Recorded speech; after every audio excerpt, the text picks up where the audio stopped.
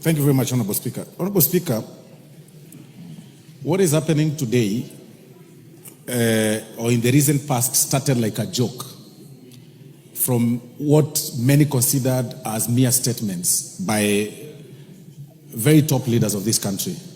It started from statements like, the shareholders claiming that there are some communities that really did not contribute to the formation of this government, calling other people shareholders and other people traitors, and people kept quiet. But, Honorable Speaker, if this House keeps quiet, the trend this country is taking will take us back to 2007, 2008, if we are not careful. Because it started from one particular leader, then it went down to what we'll call his supporters, or he recruited some speakers or a mouthpiece to speak on his behalf. And the recent utterances, Honorable Speaker, really shocked the nation, where somebody is questioning on the division of the national cake, how it should actually be shared, that it should be shared on how people voted. I mean, this is shocking. What he did say is that if we go by that formula that he was proposing, then he should also propose that a certain section of people or a region should then not pay taxes. They should also not contribute to the national cake in terms of paying of taxes. That is exactly what the governor of Nyeri meant. And that is extremely selfish, being extremely selfish. But more important, Honorable Speaker, to what Honorable Okello has raised, yesterday was a bit embarrassing. This House passed last year's budget, 2023-2024, and they allocated funds to every arm of government. The executive got their vote, and in particular, the presidency got a budget to help them run their affairs.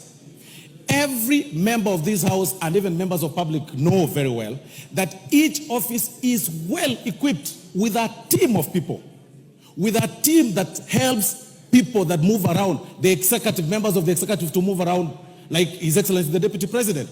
It was a shame, Honorable Speaker, to see His Excellency the Deputy President moving around, carrying a bag, in as much as one wants to pull some PR stunts, and I say this, Honorable Speaker, with tremendous respect. We should question, it is about time we question the members of staff that work with His Excellency the Deputy President. Where were they when he was carrying the bag? Where were they when they were taking pictures, and some of them, of course, standing behind him as he pulled the bag, which looked very empty, Honorable Speaker. And I think it must have been bought from the airport, Honorable Speaker. Because in as much as we appreciate the fact that... Order, Honorable Osoro.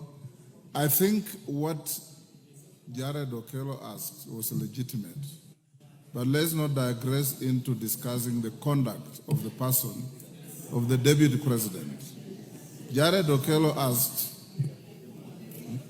whether, and I saw it in the reason I allowed him to ask that, seek that statement from the majority leader, is that the person of the Deputy President of this country is a responsibility of everybody.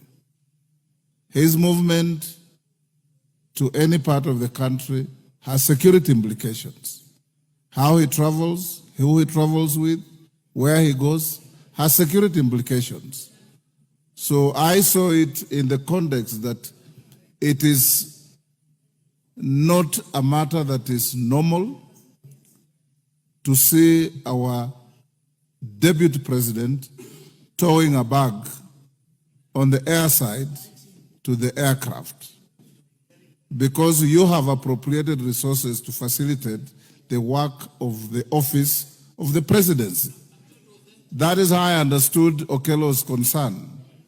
And Okello was seeking the majority leader to assure the country whether this is something subnormal or this is something that is near normal,